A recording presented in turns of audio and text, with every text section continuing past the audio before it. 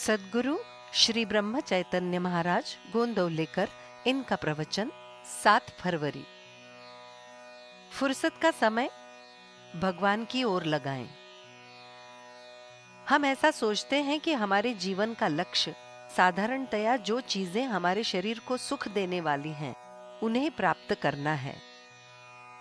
किंतु जिनके पास ऐसी बहुत चीजें हैं, वे सुखी बने हैं, ऐसा अनुभव नहीं है। अनुभव इसके बिल्कुल विपरीत है।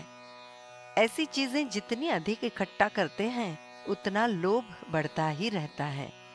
भविष्य में आयु बढ़ने पर वृद्धावस्था में शरीर क्षीण होता है और उन चीजों का उपभोग लेने की ताकत कम होती है। फिर वस्तुएं होते हुए भी मन की बेचैनी बनी रहती है।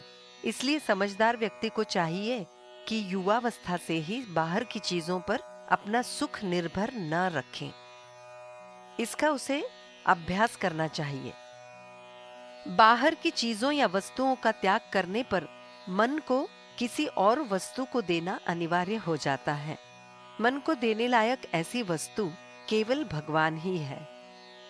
भगवान स्वयं पूर्ण आनंदमय मन में रहने वाले हैं। उनका चिंतन करने से उनके गुण मन में निर्माण होते हैं। भगवान के चिंतन से मन आनंदमय होने पर मनुष्य जीवन कितना प्रसन्न और प्रफुल्लित होता है, इसकी कल्पना करें। अपने जैसे व्यवहार मग्न गृहस्थी में लगे हुए व्यक्तियों को भगवान का चिंतन करने में एक ही बाधा आती है। बाधा है व्यवहार और साधन का मेल करना। हमारी ये धारणा होती है कि भगवान का चिंतन करने वाला सही सही व्यवहार नहीं कर पाता। संत तुकाराम महाराज तो परमात्मा के चिंतन में सुध बुध खो बैठे थे। उनकी बात ही कुछ अलग थी।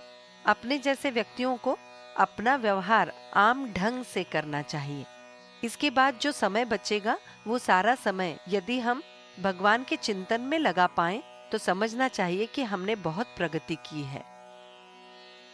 यदि सच कहा जाए तो आजकल हमें जितना फुर्सत का समय मिलता है, वो सारा समय भगवान के चिंतन में हम व्यतीत नहीं करते हैं। अतः हमें निश्चय करना चाहिए कि भगवान के चिंतन में नियमित रूप से प्रतिदिन हम कुछ समय दें। नामस्मरण करते समय कई बाधाएं आती हैं। हम स्वयं ही नामस्मरण में बाधा हैं। अतः हमें सावधान रहना चाहिए और दुनिया के झंझट में न फंसते हुए अखंड नामस्मरण चालू रखना चाहिए। इसके अलावा संतों के द्वारा भगवान के बारे में जो पुस्तकें लिखी गई हैं, ये प्रतिदिन अल्प मात्रा में पढ़नी चाहिए। उन पर चिंतन करना चाहिए और उन तत्वों को हम आचरण में कैसे ला पाएंगे, इसका सूक्ष्म विचार करना चाहिए। इस पद्धति से जो उपासना करेगा, उसकी शीघ्र ही प्रगति होगी और उसे संतोष मिलेगा।